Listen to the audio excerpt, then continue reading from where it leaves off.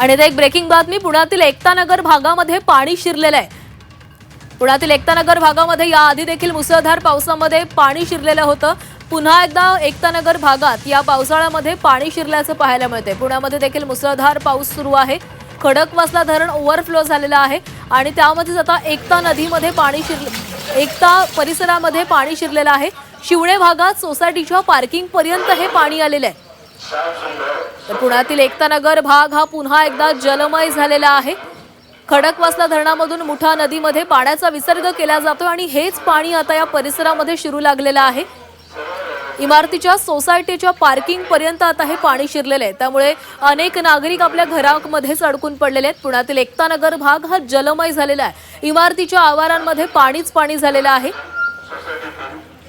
प्रत्येक पावसामध्ये एकतानगर भागामध्ये पाणी साचतं आणि या संदर्भात या परिसरातील नागरिकांनी अनेकदा तक्रारी केलेल्या होत्या, अनेकदा या संदर्भातल्या अडचणी मांडलेल्या होत्या। मात्र या पावसात देखील पुन्हा एकदा तशीच परिस्थिती उद्भवलेली आहे। एकतानगर परिसर हा पूर्णपणे पाण्याखाली गेलेला आहे। या ठिकाणी आता पाण्याचा निचरा करण्याचे प्रयत्न सुरू आहेत। मुठा नदीच्या पाण्यामध्ये जो काही विसर्ग सुरू आहे तोच पाणी आता या परिसरामध्ये शिरलेलं आहे। एकतानगर भाग हा पाण्याखाली गेलेला आहे। सोसायटीच्या आवारामध्ये पाणी शिरलंय, पार्किंगमध्ये पाणी शिरलेलं आहे, त्यामुळे अनेक नागरिक घरामध्येच अडकून पडलेले आहेत।